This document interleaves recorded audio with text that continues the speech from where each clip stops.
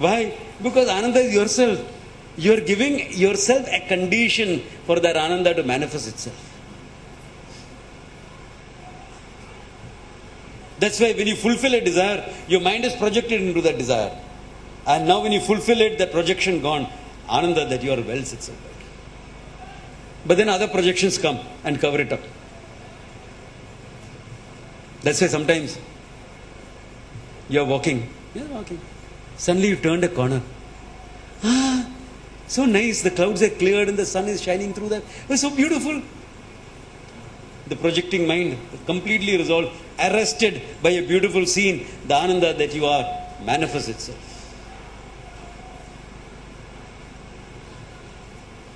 Take another case. I'll give you the strongest case possible. Here the person, early morning is getting ready for work. His wife says, here are some papers. Have a look at it. What are these papers? I'm busy. Okay. Read. Important. You won't find me here when you come back. What? What are you going? Read. Divorce papers. What? Yeah. I got fed up of you. I won't live with you anymore. Personal life short. Now he's angry and upset. He goes to work.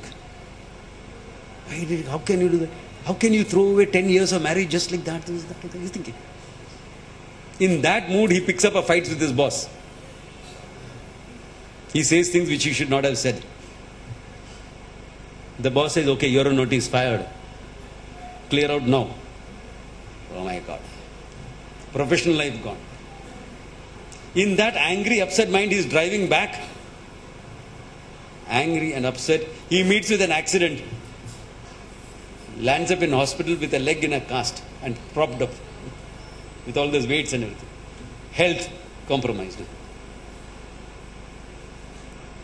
Physical, emotional, everything. Professional life, personal life. And his friend comes to cheer him up. Now, what can you say to cheer up this guy? What is there to cheer up? You can't say, hey, at least you have a nice family. Wife is working on. You can't say, hey, be happy. Okay, personal life, not working. Job. The job is also gone. Don't worry. At least you have a health. That is also broken leg. What is there to cheer him up? So he did what he could. He sat down there and cracked a joke. Some stupid joke. He cracked a PJ. And the guy laughs. When you laugh, you're happy or you're unhappy? Can you be unhappy and laugh? And laugh. So at that moment, nothing is working in his life. Neither personal, nor professional, nor even health. But Ananda came up. For that moment. Then in his laughter, now he has to hold his side because he's paining. It only hurts when I laugh. Okay. What does it require to be happy? Yourself. And what does it require to be unhappy? Also yourself. You don't need anything else. Deny the Ananda that you are. You will be unhappy. Alright, Swamiji, you are right. From now on, today onwards, I will stop denying Ananda.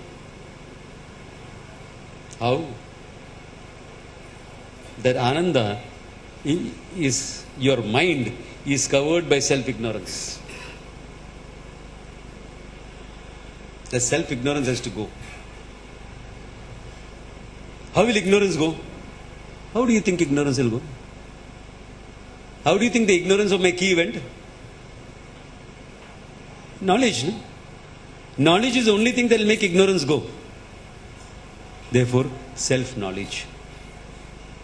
The ultimate priority in life is to know yourself. Paradoxical, no? The ultimate priority is to know yourself. That should be starting point. But unfortunately, that cannot be starting point. You can't teach a baby Vedanta. The kid has to grow, get experiences in life, have a broken heart, etc. You have to fall in love. If you really want to understand Vedanta, you must fall in love also. People come and ask me, Swamiji, like you, I also want to be a monk. And the first question, and probably the only question I'll ask them is, have you fallen in love? No, Swamiji, never. I want to only love God. Forget it, you are not ready. Go fall in love. If you survive, come back. But Swamiji, then I may want to get married. Good. Study Vedanta along with everything else, not like how all my students are doing. Good. If you don't want to, then you are ready to be a monk. Come. If in spite of that you don't want to and you want to, be a monk. You are ready for it. How can you love humanity if you can't love one another human being in your life? Don't look at me suspiciously. I practice what I preach.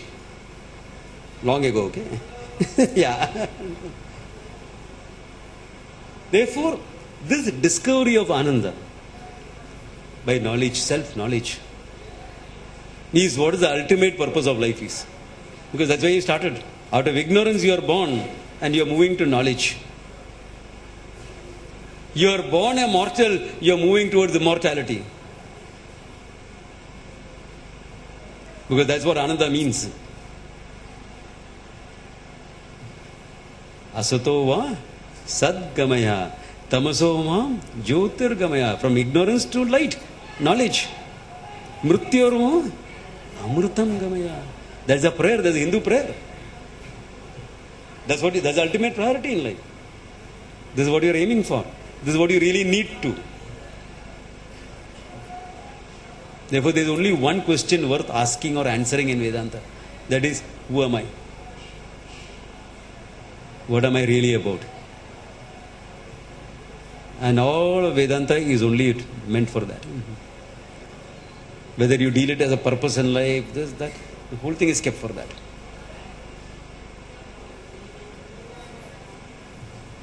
I know I can go on up to 7 o'clock. At the same time, this is a good place for me to take a break and invite questions if there are questions. Whether I am speaking to 1,000 people or 10 people, my methodology is the same. Okay. If there are any questions, shoot.